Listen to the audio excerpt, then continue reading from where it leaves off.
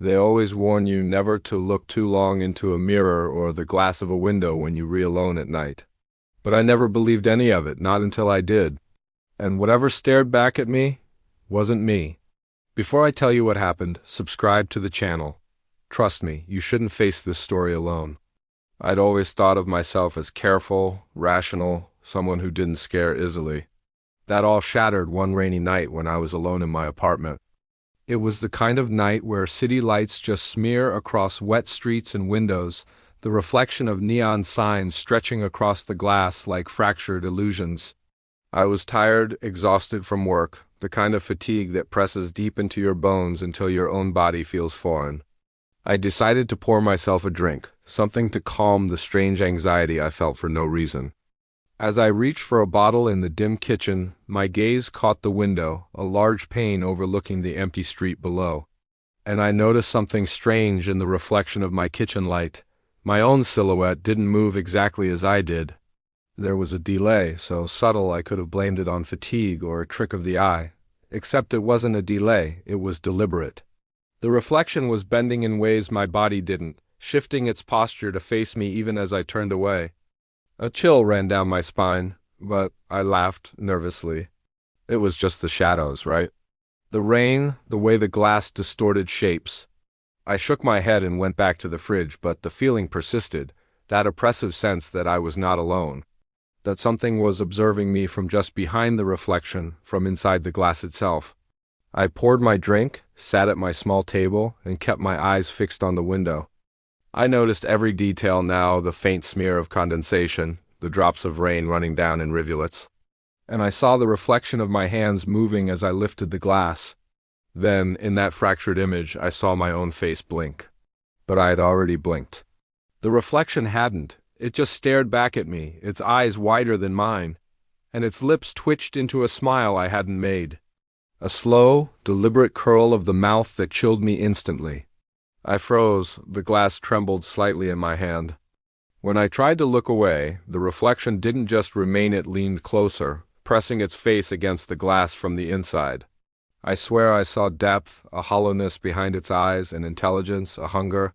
I realized in that instant that whatever was in the glass wasn't a copy, it wasn't a trick of my mind. It was something else. I tried to stand, but my legs were locked in place. The reflection's head tilted, moving in a way I couldn't replicate.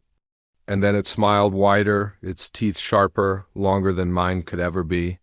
I felt a whisper, not through the air but inside my mind. Look at me, really look. You belong here.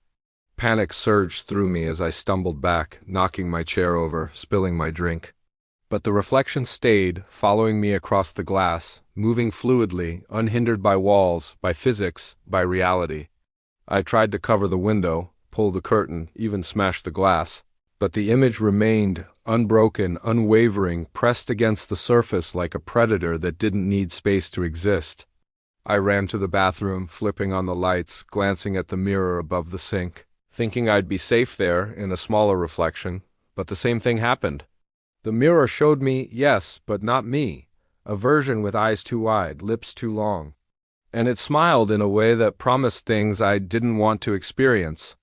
Every time I blinked, it remained, unblinking, patient, calculating. It was as if it had the power to learn from my movements, to anticipate my reactions. I realized then that my own reflection had become a doorway, a gateway for something that fed not on flesh or blood, but on attention, on recognition, on the fear that comes from realizing you are not alone even when you are. I tried to leave my apartment, fumbling for my keys, desperate to get to the lobby, anywhere public. But the moment I stepped into the hallway, I saw it in the frosted glass on the elevator door.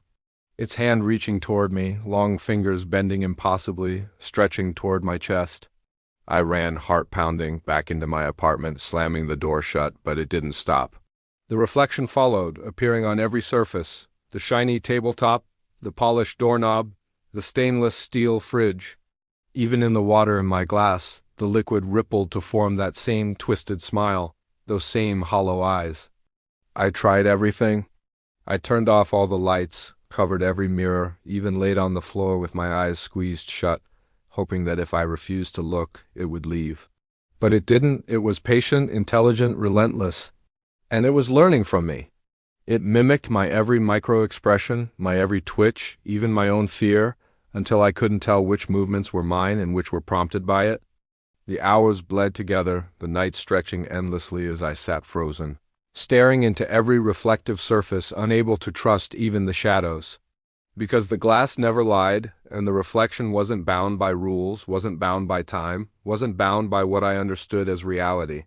Around 3 in the morning, I heard the faintest sound, a soft whisper, as if the glass itself exhaled. And the voice said, "Join me." I felt my body jerk involuntarily. Leaning toward the reflection, drawn by a force I didn't understand, terror battling fascination. Then I realized the worst part. It didn't need me to touch the glass to pull me in, to invade my thoughts, to manipulate my senses. I could feel it crawling along the edges of my perception, whispering my memories back to me, distorting them, replacing them with lies, with versions of reality I hadn't lived. I screamed, a loud, hollow, desperate sound that echoed off the walls. But when I looked around, I was physically alone. Yet every reflective surface held that shape, that presence, that smile, watching, studying, learning, waiting for the exact moment I would falter. And I realized then why people said never to look too long, because attention feeds it. Acknowledgement gives it strength. And the more I fought it, the closer it crept, becoming almost tangible, pressing against the inside of my skull, syncing with my heartbeat, mimicking my breathing. I collapsed onto the floor, clutching my head, trying to shut it out, praying for dawn, for light, for anything that would break the connection. Finally, exhaustion overtook fear, and I fell into a fitful, haunted sleep. I only woke hours later to the sound of tapping. Tiny taps against the window, slow, deliberate, matched to my pulse. And when I lifted my head, there it was, smiling. In the dark, outside now, impossible, its eyes reflecting moonlight.